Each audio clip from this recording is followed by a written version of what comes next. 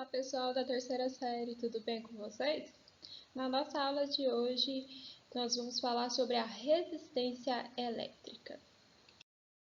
Pessoal, então vamos recordar aqui alguns conceitos que nós já vimos. O que seria corpos condutores e isolante? Condutores são aqueles corpos que eles possuem elétrons livres, permitindo assim a passagem de corrente elétrica. Olha só, então pequenas quantidades de energia são suficientes para produzir elétrons livres em um condutor. Mesmo a temperatura ambiente, a densidade de elétrons livres é alta. Exemplo de alguns corpos que são bons condutores: o cobre, o alumínio, o ouro. Agora, os isolantes. Nos isolantes não tem elétrons livres ou elétrons livres em uma quantidade muito pequena. Então, os elétrons livres só podem ser gerados à custa de altíssimas quantidades de energia. A densidade de elétrons livres é muito pequena, qualquer que seja a temperatura. Exemplo de materiais isolantes: borracha, madeira, papel. Então, para ser um condutor é necessário que eu tenha elétrons livres. E se eu tenho esses elétrons livres aqui e ordeno o movimento deles, eu vou ter uma corrente elétrica. Então, foi o que nós vimos na aula anterior. A corrente elétrica é um movimento ordenado das cargas livres em um condutor. Resistência e resistividade. Só porque vamos falar de fios elétricos. Eu tenho dois tipos de fios. Os fios ideais é um fio perfeito. É aquele que o elétron, ele se movimenta, ele flui por ele sem nenhuma dificuldade, sem nenhuma colisão, livremente. E nós temos os fios reais. Nós sabemos que fios ideais, essa ideia do perfeito ideal, na prática não existe. Então, os nossos fios reais. Então, as cargas elétricas, elas sofrem colisões constantes. E essas colisões, elas geram calor. O efeito Joule, lembra que nós vimos na aula passada? Então, para caracterizar essa oposição que um condutor oferece à passagem de corrente elétrica, quando submetido a uma diferença de potencial, define-se uma grandeza denominada resistência elétrica do condutor da seguinte forma. Então, a resistência elétrica é a diferença de potencial. Eu já disse para vocês, essa diferença de potencial, vocês podem ver ela representada pela letra V, pela letra U, e sempre que você vê falar também P, está relacionado à diferença de potencial, dividido pela corrente. Então, ok? Então, anota mais essa equaçãozinha aí, ó. Resistência elétrica é a diferença de potencial dividido por corrente elétrica, intensidade de corrente elétrica. A unidade de medida de resistência elétrica no Sistema Internacional de Medidas, derivada da divisão entre volts, porque unidade de medida de diferença de potencial, volts, de corrente, ampere. Então, essa unidade recebe o nome de ohm. E é indicada pela letra grega maiúsculo ômega. Pessoal, então vamos fazer um exemplo. Uma lâmpada incandescente comum funciona com tensão de 120 volts.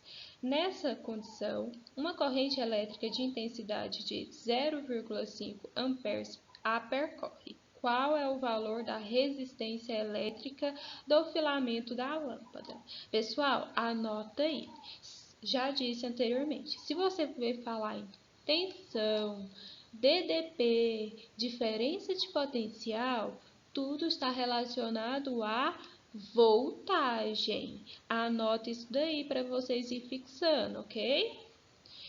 Então, ele pergunta, né, qual é a resistência elétrica nessas condições. Nós vamos utilizar a equação que nós vimos agora há pouco. A resistência elétrica vai ser o quê? a diferença de potencial, TDP ou tensão, dividido pela corrente. Substituindo os valores, nós temos que, então, vai ficar 120 dividido por 0,5. 120 dividido por 0,5, 240 ohms. Certinho? Vamos fazer uma? Viu como é facinho? Se a lâmpada, a questão anterior, for ligada à tensão de 60 volts, qual será a medida de corrente elétrica que percorrerá esse filamento? Então, agora eu mudei a diferença de potencial e ele me perguntou a corrente. Só porque eu sei que a resistência eu já descobri no exercício anterior. Então, nós podemos utilizar a mesma equaçãozinha. Eu não descobri que a resistência é de 240? A minha nova diferença de potencial não foi de 60?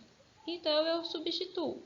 Olha só, esse I, ele está dividindo, ele vai passar para cá, multiplicando. Esse 240... Então, multiplicando, passa dividindo. Então, vai ficar 60 dividido por 240. Isso dá 0,25 amperes. Eu tenho que minha corrente agora é de 0,25 amperes. Anota aí. Equaçãozinha importante. Então, a resistência é igual a diferença de potencial dividido pela corrente. É uma relação entre resistência, diferença de potencial e corrente. Ok? Pessoal, vamos falar de resistores ômicos. Então, há condutores, especialmente os metálicos, que têm a propriedade de manter constante o valor da resistência elétrica para diferentes valores de tensão aplicada a seus terminais. Então, Ohm observou que alguns condutores permanecia constante a razão entre a tensão aplicada nos terminais e a corrente que neles se estabelecia para uma mesma temperatura. Em outras palavras, a resistência elétrica era constante, independentemente da tensão aplicada. Esses condutores foi dado a denominação de condutores ômicos ou resistores ômicos. Então, você observa aqui que a razão da diferença de potencial pela corrente, ela é constante. Então, isso são os resistores ômicos. Como a resistência é constante, a relação entre tensão e corrente é uma função de primeiro grau, cuja representação gráfica é uma reta que passa pela origem. Então, aqui nós temos resistores não ômicos e um resistor ômico, ok? De resistência constante. Para representar em um circuito um elemento de resistência elétrica considerável para as condições do problema, utiliza-se linhas contínuas formando um zigue-zague. Então, sempre que vocês verem essa representação, está relacionada à resistência elétrica. Então, como foi dito anteriormente, um condutor ômico apresenta uma resistência elétrica constante quando submetido a uma tensão variável. Então, nós temos essa relação entre diferença de potencial, resistência elétrica e corrente. Lembrando que diferença de potencial, unidade de medida é volts, corrente é amperes e resistência elétrica ohms, ok? Nós podemos também relacionar resistência elétrica através das suas características, das características do condutor, seja esse o material que ele é feito, o comprimento e a sua área de secção. Vamos ver?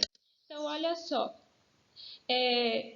a resistência elétrica de um condutor, ela pode ser calculado através da resistividade do material, da área de secção transversal e do comprimento do fio. Então, podemos calcular a resistência de um condutor em função de suas características, dado um condutor homogêneo, o comprimento L e área de secção transversal A resistência elétrica R entre os extremos resistência é igual resistividade do material vezes comprimento do fio dividido pela área de secção transversal. Então, a resistividade elétrica é uma propriedade que define o quanto um material opõe à passagem de corrente elétrica, de forma que, quanto maior a resistividade elétrica do material, mais difícil será a passagem de corrente elétrica. E quanto menor a resistividade, mais ele permitirá a passagem de corrente elétrica. Pessoal, olha só.